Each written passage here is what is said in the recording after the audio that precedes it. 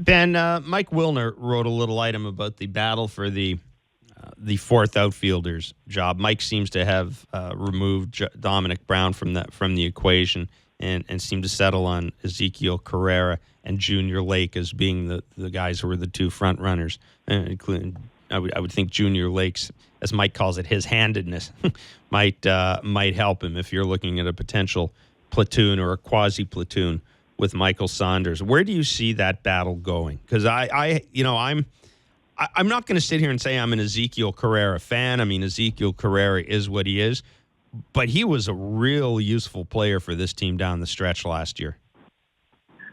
You know what? I got to say I'm with you on this. I think that Ezequiel Carrera is just that perfect fourth outfielder in a lot of ways, and that's not to say that he's ever going to be a big league starter. That's not necessarily how you're going to use him on a competitive team, but he's someone who can get on base a little bit. He can steal you a base, which is a nice weapon to have off at the bench. And he's playing pretty well defensively. He can play all three outfield positions.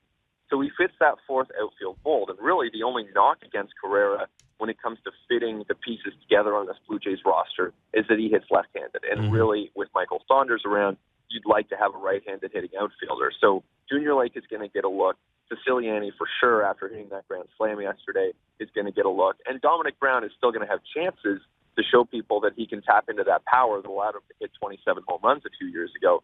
But for me, I keep coming back to Carrera, and maybe it's an uninspired or unimaginative choice, but I think that a known commodity and someone who really can help you in a number of different ways, and you can do a lot worse than that when it comes to filling out your bench.